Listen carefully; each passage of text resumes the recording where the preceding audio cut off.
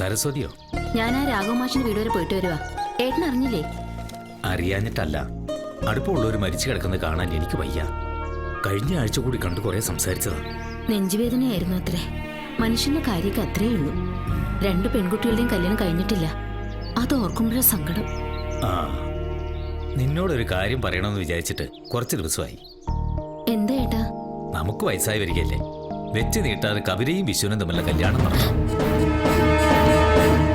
അതിപ്പോ കവിതയുടെ കോഴ്സ് കഴിയാതെ എങ്ങനാ? ആ, കല്യാണം കഴിഞ്ഞാലും പഠിക്കാലോ.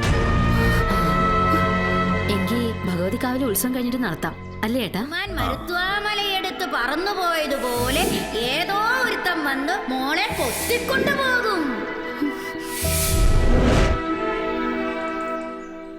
അമ്മേ, ആശാനെ, ഈ ജീൻസ് ഒഴിവാക്കി വല്ല ബെർമൂടയോ കോണോ ഒക്കെ ആക്കിയിരുന്നെങ്കിൽ ഈ ചന്തുവിന് തുണി തരാൻ ബുദ്ധിമുട്ടില്ലായിരുന്നു. അയ്യോ, ഇത് ഇട്ടം നടക്കുന്നവനെ സമ്മതിക്കണം അമ്മേ.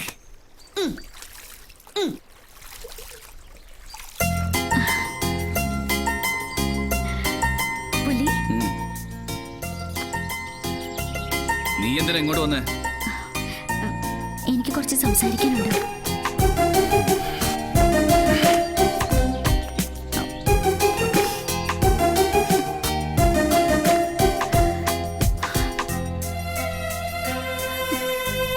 നിന്നെ ഞാൻ എത്രമാത്രം സ്നേഹിക്കുന്നുണ്ടെന്നറിയോ? കഴിഞ്ഞതൊക്കെ ഒന്ന് ഓർത്തു നോക്കിയേ. മറ്റൊരാളെ നിന്നെ ഇത്രമാത്രം സ്നേഹിക്കുന്നുണ്ടാവില്ല. ഇതൊക്കെ പഠിക്കാനാണ് നീ കോളേജിൽ പോകുന്നത്? പുലി, ഇത് തമാശ പറയാനുള്ള നേരമല്ല. അച്ഛൻ എന്റെ കല്യാണം തീരുമാനിച്ചു. ക്ഷണിച്ചാ സദ്യ ഉണ്ണാൻ ഞാനും വരാം. എനിക്ക് നിന്നെ ഇഷ്ടം. നീ എന്നെ കല്യാണം കഴിച്ചില്ലെങ്കിൽ ഞാൻ മരിക്കും, ഉറപ്പാ. ഭ്രാന്ത് പറയാതെ അച്ഛൻ പറയുന്ന ചെക്കനെ കിട്ടി സന്തോഷമായിട്ട് ജീവിക്കാൻ നോക്കണി.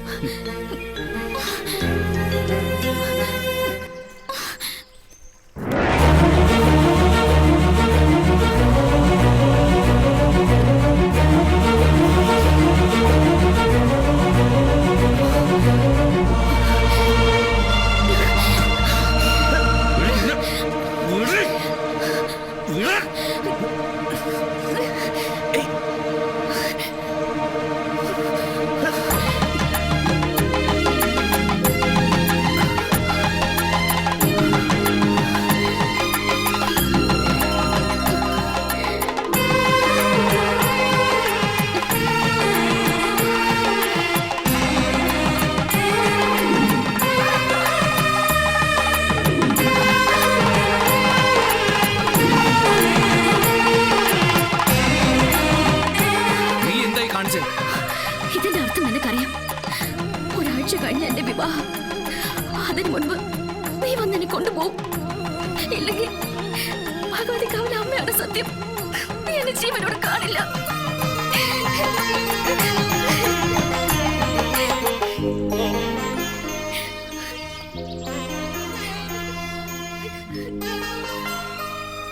ഈ പെണ്ണിന് വട്ടല്ല, ബുദ്ധിയാ, അതിബുദ്ധി. ആശാനെ, ആ പെങ്കൊച്ച് സീമന്തരയില ആശാനെ കൊണ്ട് സിന്ദൂരം തുറപ്പിച്ചത്. അവൾ ആശാന്റെ ഭാര്യയായി. സീമന്തരേഖയും സിന്ദൂരും അണ്ണം കേട്ട.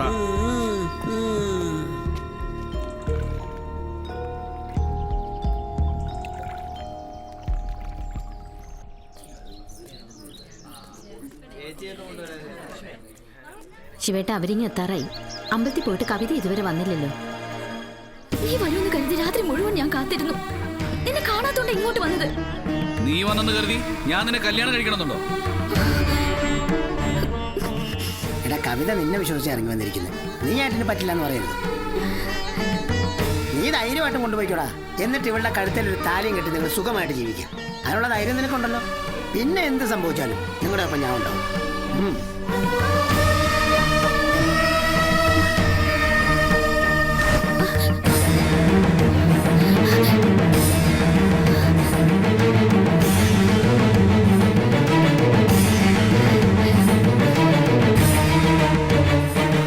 ഇവരുടെ കാര്യം ഓക്കെ.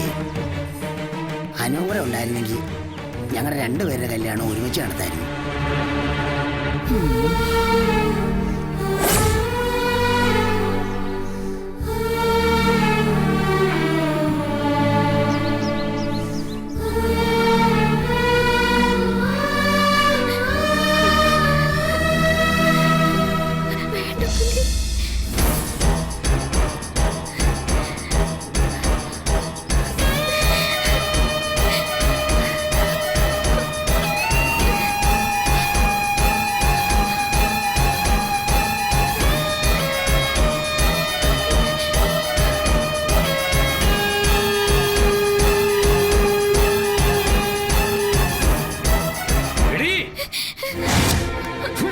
കുടുംബത്തിന്റെ മാനം കെടുത്തിട്ട് നീ ഇവന്റെ കൂടെ ഇറങ്ങിപ്പോകും അല്ലേടി നശിച്ചവളെ.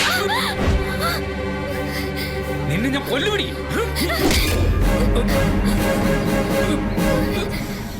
ഇനി ഇവിടെ തല്ലരുത്. അത് പറയാം, നീ ആരാ? തല്ലി കൊല്ലണ ഇവനെ.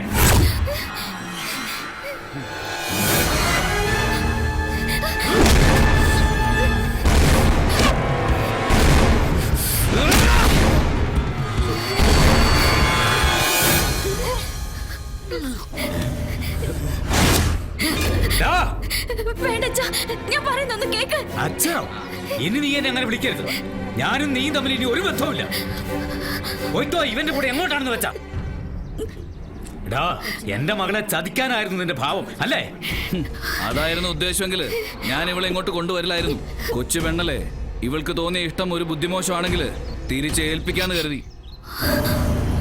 എന്തായാലും കാര്യങ്ങൾ ഇത്രത്തോളം ആയ സ്ഥിതിക്ക് കൊണ്ടുപോകാൻ ഞാൻ ഇവിടെ എന്റെ പെണ്ണായിട്ട് തടയാൻ ചങ്കുച്ചുള്ളോ തടഞ്ഞോ? ഓടി.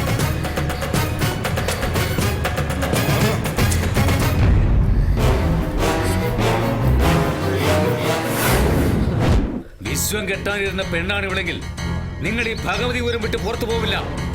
ജീവനോടെ ഓർത്തോ.